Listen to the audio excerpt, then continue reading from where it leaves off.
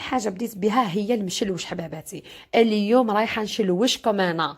اليوم رايحه ندير معاكم المشلوش. انا حباباتي جبت شويه تاع دقيق اللي عندك متوسط ولا رقيق، اللي عندك هذاك هو. حطي عليه شويه تاع ملح وبليه بشويه تاع ما دافي ولا بارد، اللي عندك هذاك هو. ماشي اللي عندك هذاك هو، المهم دافي ولا بارد بلي به العجينه تاعك. من بعد ما نبلها ونتحصل على عجينه طريه، تكون طريه حباباتي كيما رايحين تشوفوها هنايا. نولي نجيب ان ساشي ونغطيها ونخليها ترتاح. على قد ما ترتاح لي العجينه تاعي رايحه تعطيني نتيجه مليحه بالبزاف. من بعد 3 سوايع ولا 4 رجعت ليها تحصلت على هذه النتيجه. ماني رايحه نعجنها، ماني رايحه نسقيها. بس حباباتي اذا استعملتوا الدقيق متوسط الحجم حاولوا انكم تعطيوها كود ماء. فاهمين؟ متفاهمين؟ هنا من بعد ما دخلتها شويه في بعضها نولي نلوزها كيما نلوزو المسمن ولا التريده تاع الطاجين اللي هي الرقاق. نلوزوها تكون صغيره ونصغروا الحبه تاعنا على قد ما نقدروا باش هكا تعطينا نتيجه مليحه. على قد ما رايحين نكبروا العجينه التلويزه تاعنا رايحه تجينا معجنه. احنا نحوسوا عليه يجينا خفيف، ملا نصغروا الحبه على قد ما نقدروا، الكويره قصدي كيما هك. ندير له الزيت من الفوق ونغطيه بان ساشي ونروح باش ندير طاجين المشماش. اليوم رايحين نمشمشوها حباباتي. جبت طرف تاع اللحم مغلمي وطرف تاع الدجاج، انا درت صدر تاع الدجاج. دوكا واش ندير عليه؟ ندير عليه شويه تاع بصل، فلفل الابيض، ورايحه ندير عليه الملح وشويه تاع زبده ولا تاع سمن، اللي عندك هذاك هو. نحط عليهم شويه تاع ماء ونخليهم يتقلاو لي مليح مليح. حباباتي هنايا طاجين المشماش فيه قداه من طريقه، ماشي قداه من طريقه، قداه من خطوه. يعني تبعوني مليح مليح كيفاش رايحه نديرو. هنا من بعد ما داويتو نغطيه ونخليه يتقلى لي مليح مليح هذاك اللحم. الجاري اللي هي شوربه فريك مره نديرو معاكم دائما. واش هي نعاود لكم لا غوسات. جبت طرف تاع اللحم مغلمي مع شويه تاع دجاج، رايحين نحطوا عليهم شويه تاع بصل، طماطم تاع الحب، شويه طماطم مركزه، نحطوا عليهم معدنوس وشويه تاع زبده ولا سمن اللي عندك، فلفل الكحل وشويه تاع ملح. ورايحين نحطوا شويه تاع ماء ونخليوهم يتقلاو مع بعضهم. بعدا نرجعوا لطاجين المشماش. هنا حباباتي جبت شويه تاع اللحم مرحين، نحطوا عليه البصله، شويه تاع معدنوس، فلفل الكحل، الملح، عصره تاع نص حبه قارص. وبطبيعه الحال نستعملوا الزبده ولا الزيت في نص هاد الخلطه. ماناش رايحين ندورو به. من بعد نرجعوا له. انا وجدت له الدواوات تاعو برك هذا ما كان. من جهه اخرى رحت نجري باش ندير شويه تاع خبز الدار. خبز الدار تاعنا حباباتي هذا هو نديروه بالسميد. ما عرفه نديرو معاكم ونعاودوا معاكم، بصح نعاودوه لكم بيسك كاين بنات بزاف دائما يسقسيوني عليه. كيما هو كيما الكسره خميره دائما يسقسيوني عليها كسر رخصيص. هذه هي. تجيبي شويه تاع دقيق، تحطي عليه شويه تاع زيت، تبسيه مليح مليح. من بعد تحطي عليه شويه تاع خميره الخبز، شويه ملح، شويه تاع سكر، وتبلي بالماء دافي ما يكونش سخون خلاص سينو يهبط لك الخميره تاعك. وولي اعجنيه كيما عجنته انا. من بعد نغطيه ونخليه يطلع لي. من بعد ما يطلع لي نولي نحطه نعجن. راكم فاهمين؟ على بالي بلي راكم فاهمين. هنا من بعد ما عجنتو في البله تاعو، راني عجنتو كيما شفتوني عجنتو شويه مليح.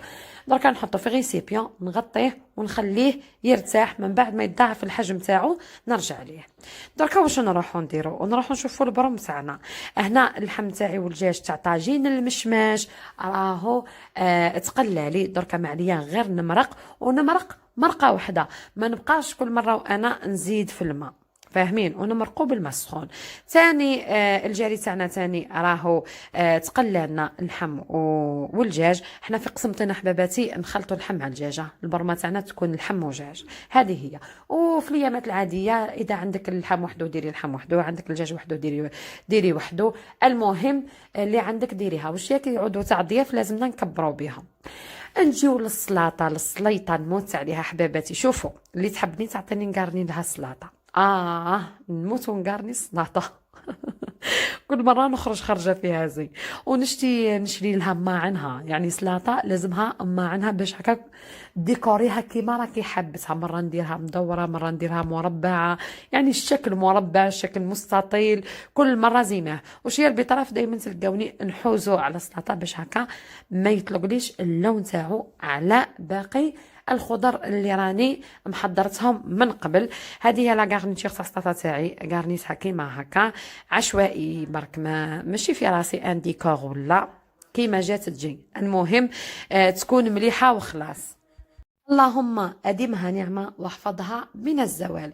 ان شاء الله حباباتي، يا ربي يدوم علينا نعمته، واللي ما عندهاش خدمه ربي يرزقها بخدمه، واللي راجلها قاعد بلا خدمه ربي يرزقه بلا خدمه، واللي يخدم ربي يطرح له البركه. قولوا امين حباباتي، اللهم امين يا رب العالمين. وهنا نهزو يدينا ربي وندعيو الام جوليفي، مها راهي مريضة، قالت لكم أخواتي ادعيوا لها العزاز تاوعي باش ربي يرزقها الشفاء العاجل. اللهم آمين يا رب يا رب العالمين. نرجعوا للماكلة تاعنا إن شاء الله. هنا الجاري تاعي راني من بعد ما غلالي هز غلية زوج، من بعد ما مرقته حطيت عليه الفريك، وكما شفتوني رشيته هك من الفوق باش هكا ما يتكعبر ليش، ونبقى مرة على مرة نحركه باش هكا ما يلصقليش في الكاع تاعي. يا ريت تكون جات عندي البرمه تاع الفخار، كانت عندي وتكسرت لي، معليش كي نهبط الجزائر ان شاء الله ولا تحلوا الحدود وترفع علينا هذا البلاء، نجيب زوج سيدي، غير ربي يرفع علينا البلاء برك، هذا ما كان. قولوا امين امين. هنا نرجعوا للخبز تاعنا من بعد ما ارتاحنا، نشوفوا كيفاش تضاعف، نوليو نعجنوه نورمال ونسقيوه. باش نسقيه انا حباباتي نهضر على روحيا، نهضر عليا انا شخصيا كيفاش نخدم الخبز، هكا نخدمه دائما، ودائما نخلط كلش مع بعضاه. قالك خلطها تصفى، كي نعود قاعده نسقي فيه نحط له البيضه ونسقيه بالحليب دافي وشويه تاع ما زهر. كاين اللي يحطوا البيضه في البله مع الاول خلاص، وكاين اللي يحطوا ما زهر والبيضه في الاول خلاص.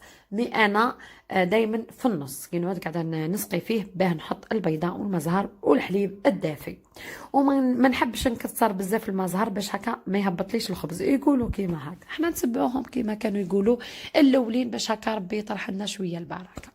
هذه هي من بعد ما سقيت الخبز تاعي مليح ونشفته من هذاك الحليب، نولي نجيب طرف تاع زبده ونولي نلحدو فيها، يعني نجعدها في هذيك الزبده من بعد ما دهنت بها سطح العمل. نجيب لي بلاطو تاعي ندهنهم بشويه تاع زيت، ونحط الكويرات تاعي في البلاطو وندخلهم للفرن وهو طافي، نخليهم يرتاحوا لتما شويه ونرجع ليهم باه نعاود نقرصهم.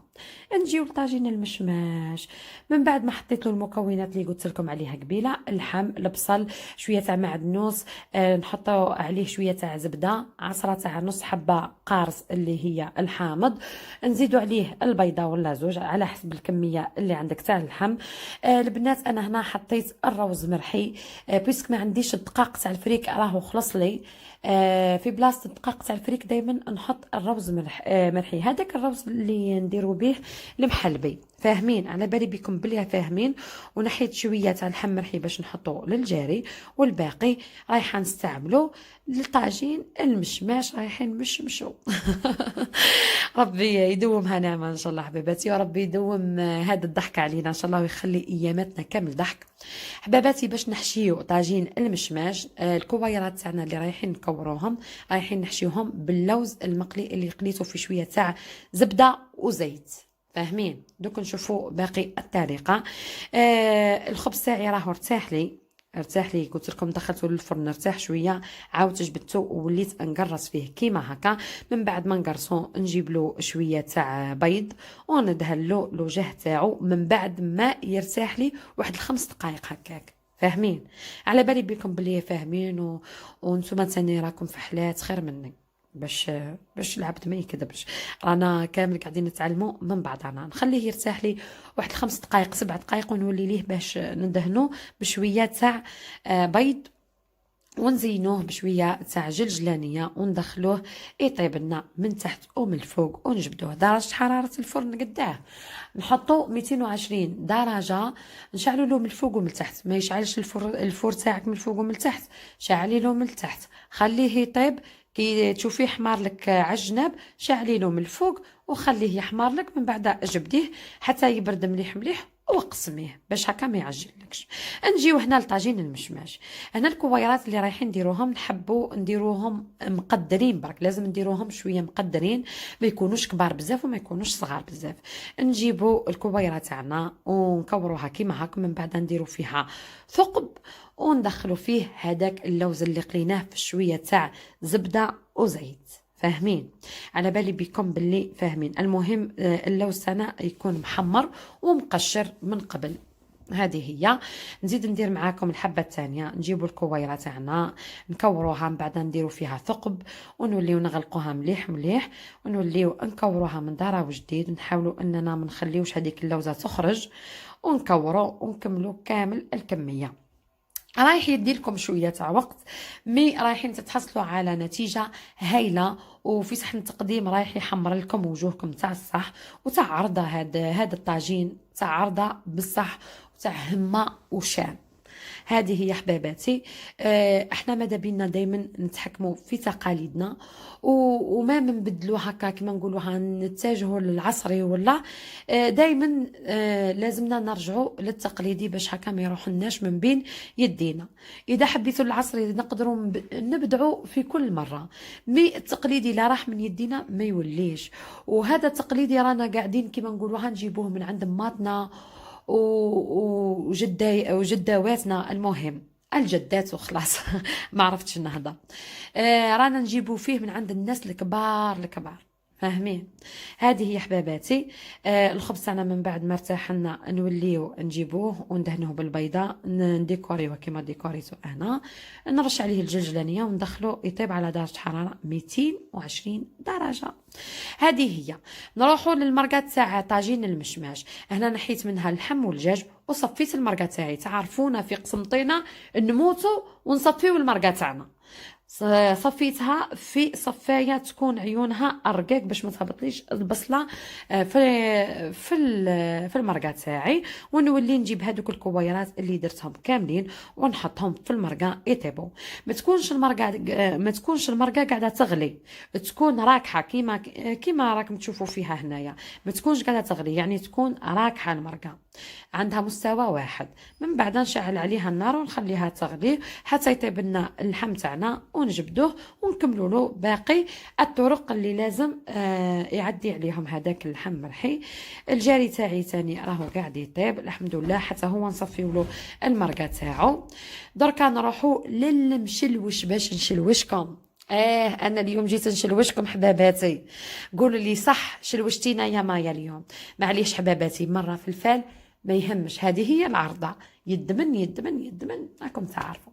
نجيبوا التلويزه الاولى يعني الكويره الاولى ونبداو نخدموا فيها، نحلوها نورمال كيما نحلوا المسمن، بصح نحلوها على طول هكا وندخلوا يدينا من تحت نهزوا ونديروا المتركبات تاعنا، يعني نديروا البرنوس الاول الثاني الثالث كيما راكم قاعدين تشوفوا. ها حليتها، ندخل يديا من تحت ونحاول اني ندهنهم على ظهرهم هكا بالزيت هكا ما تلصقش العجينه في يديا، ونولي نحط وحده فوق اختها. في الغرب الله اعلم يقولوا له الرقاق، بعد باليش في العاصمه كيفاش يقولوا له. يا درا يا ام ايمن قولي لي يا حبيبتي كيفاش تقولوا له نتوما في العاصمه؟ هيا نعطي لنا حنة يديك يا حبيبتي. هذه هي حباباتي. من بعد ما طابلنا اللحم مرحي نوليو نحيوه ونصفيوه كيما هكا من المرقه هذيك اللي صفيناها من قبل وطاب فيها هو.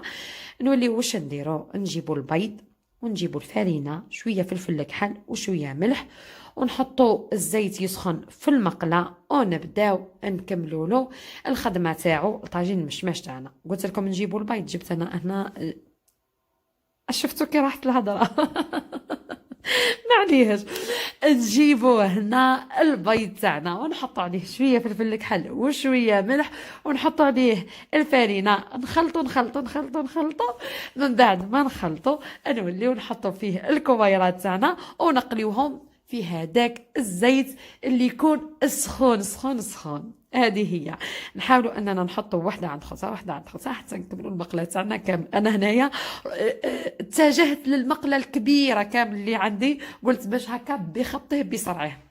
على بالكم على قداش نط على 5 تاع الصباح، من 5 تاع الصباح وانا نجبد، وعلى بالكم باللي الغدا يدي الوقت وراني وحدي ما عنديش شكون يعاونني. صار هكا ايمن ما كلاكش قلبك وتجي تعاونيني، هاوجي.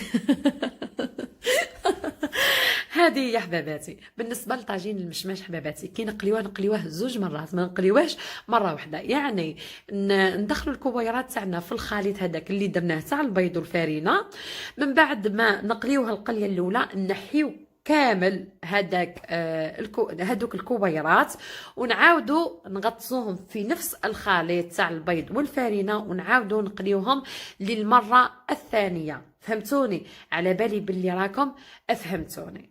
هنا من بعد ما طابلنا من بعد ما قليناه 2 فوا نوليو نحيو الكويرات تاعنا. شوفوا كيفاه نحيوهم ونكملوا باقي الكويرات اللي قليناهم المره الاولى. شوفوا زي ما ندخلوا الحبه تاعنا ونعاودوا نقليوها على الوجه الثاني حتى يعني نتحصلوا على شكل كروي. فاهمين؟ على بالي بكم باللي فاهمين وفحلات. هنا راني رايحه نقلي شويه تاع بوراك. درت البوراك نرجعوا لطاجين المشماش تاعنا. المرقه تاعنا راهي قاعده تغلي من بعد ما قليناه 2 فوا. فاهمين؟ نقليو 2 فوا الكويرات تاعنا، نعاودوا نحطوهم في المرقه تاعنا. من بعد ما تهز غليه زوج نطفيو عليها ونقدموا طاجين المشماش تاعنا ونمشمشوه. هذه هي. زعما راني نحكي لكم في حكايه، قولوا لي ما نعرفوش من حكايه يا مايا.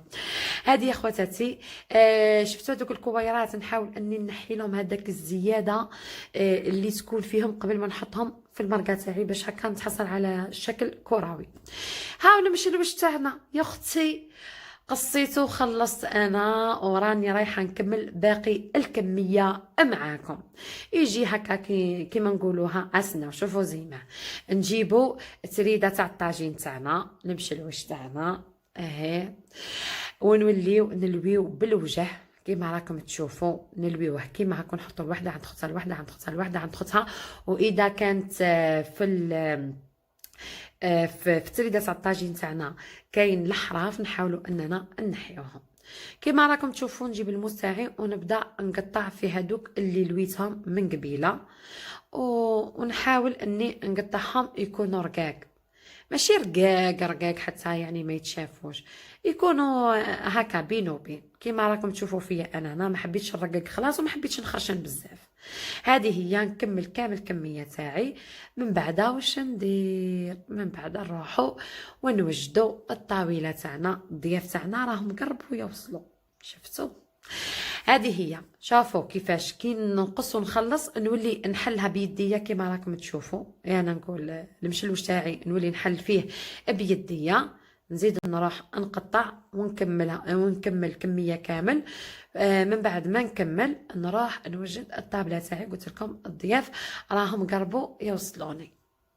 شوفي اختي العزيزه، كي تنظمي روحك في اي عرضه، كي تنظمي روحك تلقاي روحك. شفتوني انا الايامات اللي فاتوا كنت درت مليح في الدار، ولو اني ديت فيها مرضى بيسك انا ما نحملش الجافيل، ورحت رشيته في الدنيا تاعي يعني في الحياط وكامل باش ينحي لي شويه الميديتي. الساعه جبتها في صحتي، تقفل صدري تقفل خشمي. بالك راكم تشوفوا في صوتي راهو مزعج جدا. الله غالب صدري راهو مقفول، ونيفي اللي نقولوا له حنا خشمي خشمي تاني راهو مقفول. ما عنديش واش نحكي لكم، كانوا عيني يصبوا يا واش نقول لكم.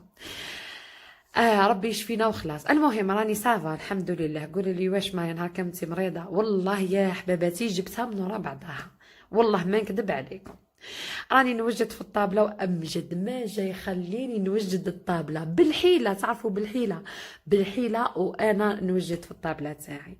بالنسبه للخبز حباباتي، بالنسبه للخبز سنفته رقيق، يعني قيست 2 اصبع وقصيت. وشي وهاد السنيفه، السنيفه هي تقطيعه، فاهمين؟ على بالي بكم باللي فاهمين. هذه هي لاطابل تاعي، راني بديت نوجد فيها وبديت نحط فيها في الحوايج البوراك، الخبز راكم تعرفوا، وشويه تاع السلطه. غسلت الماعن اللي خدمت فيهم الحمد لله. طاجين المشماش تاعي راهو واجد، الجاري راهو واجد، وحطيت البرمه تاعي تغلي لي باه نفور المشلوش. انا هنا خليته حتى يقربوا يجيوني الضياف ونوجد طابلتي وكامل باه هكا نخدمو نكملو الخدمه تاعو. هنا من بعد ما قصيتو حباباتي وكامل وحليته مليح مليح من بعضه، نولي نجيب ماء الورد، ماء تاع الورد. حباباتي اتونسيون ديروه بالماء زهر، ما يدارش بالماء زهر، هو والرفيس ما يدارش بالماء زهر، يدار بالماء ورد. نولي نبخو شويه هكا بالماء ورد ونحلو كيما هكا، نحاول اني ندخل فيه الماء ورد مليح مليح، وشوفوا كيفاش راني نحل فيه وما نكثرلوش بزاف بزاف باش ما يعجليش. نولي نجيب الكسكاس تاعي ونحط فيه المشلوش ونخليه يفورلي مليح مليح، يعني يعجج.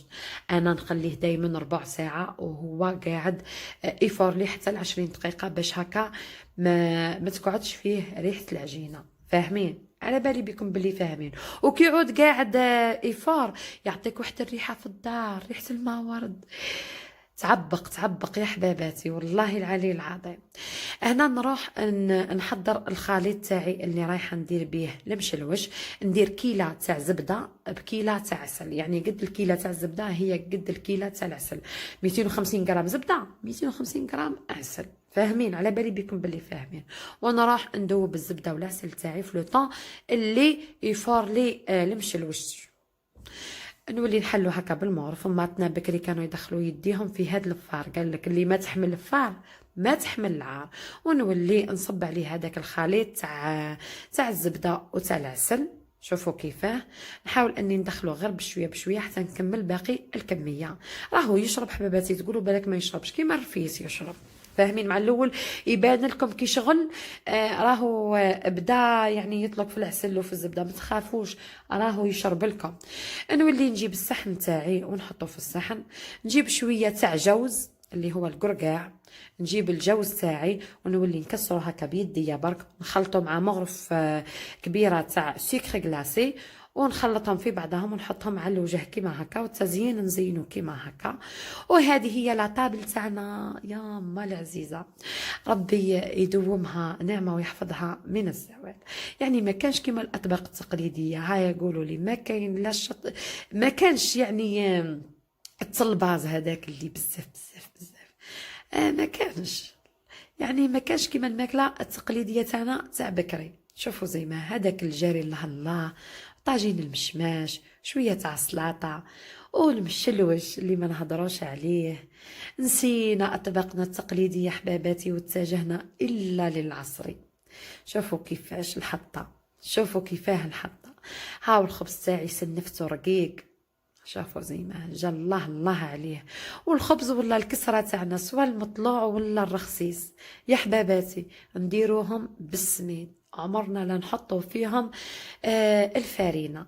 شافوا زي ما نزينو بالقارص وشويه تاع معدنوس. بالنسبه للجاري نزينوه بشويه تاع دبشه اللي هي الكزبر. وهذه هي السليطه تاعنا، خليتها حتى للاخر خلاص، وحطيت لها لاصوص تاعها باش هكا ما تفسدليش. المشلوش ها هو يما العزيزه، ويمشي معلبن، يمشي معلبن كيما يمشي الرفيس. الله الله محلاها قاعده، يا ريتكم كنتوا معايا، كنا رانا ضربنا فيها قاعده الله الله مع بعضنا. واش نقول لكم يا حباباتي، توحشنا اللمه، توحشناها بالبزاف. ربي يلاقينا مع بعضنا بخير ومعاه بألف خير ان شاء الله. هذا هو المشلوش تاعنا، قلت لكم يمشي مع اللبن كيما نمشيوه مع الرفيس. ناس بكري كانوا يموتوا عليه، مام دوكا مازالوا يديروه الناس. كاين ناس مازالوا متشبكين منهم ما وخواتاتي مازالوا حاكمين التقاليد ومازالوا يمشيو فيهم، وكاين بزاف بزاف اخوات من قسنطينه راهم حاكمين في التقاليد تاعنا، ومام البنات هادو اللي طالعين لا جينيراسيون هادي تاني راهم يحوسوا على تقاليدنا وراهم يبربشوا عليها الحمد لله. ربي يطرح البركه حباباتي. من بعد الغداء حطيت لي فروي للضياف تاعي، ما نحط لهمش مع الماكله سينو يشبعوا. رتحوا شويه من الغداء وحطيت لهم شويه تاع لي فروي باش هكا ياكلوا. ما على باليش لا كان كرمتهم ولا ما كرمتهمش. والله الضيف مهما تفرحي بيه وتخافي انك ما وفيتيش هذاك الشيء اللي لازمك ديريه. نديسرو شويه ونروحو نوجدو صينيه القهوه. حنايا البنات على بالكم باللي عندنا عيب نغسلوا الماعن تاع الغداء في وجه الضياف، نستناوهم حتى يروحوا باه نغسلوهم نلمو تاع الغداء مع تاع القهوه. الا اذا كان عندك عويتقات كيما تاعي انا هكا، بنتي دخلت للكوزينه وغسلت المعانات، قالت لي ماما راهم شويه برك راكي غسلتي هادوك اللي خدمتي فيهم خليني انا نغسلهم. قلت لها خلي حتى يروحوا الضياف. قالت انت اقعدي مع ضيافك وانا نغسل لك الماعن. ربي يعيشها وربي يحفظها ويصلحها. وهذه هي قهوة العصر تاعنا. هي تغسل في الماعن من هي وأنا وجدت القهوة تاع العصر الحمد لله. مقروط المقلة اللي كنت شاركته معاكم من قبل، شوية تاع صابلين ووعت فيه. واش تاني يا حباباتي؟ لي غاتو اللي كنا نديروهم بكري بكري بكري بكري. ما حبيت ندخل حتى حاجه. المعجون تاع حباباتي تاع الفراز راني كنت شاركته معاكم من قبل حتى نحط لكم في صندوق الوصف. وما تنساوش تابونيو ثاني ايمن، هي ثاني راهي تعبت على الفيديو تاعها وحبيت توصل لكم الفكره تاعها كيما لازم تكون العزاز تاعها.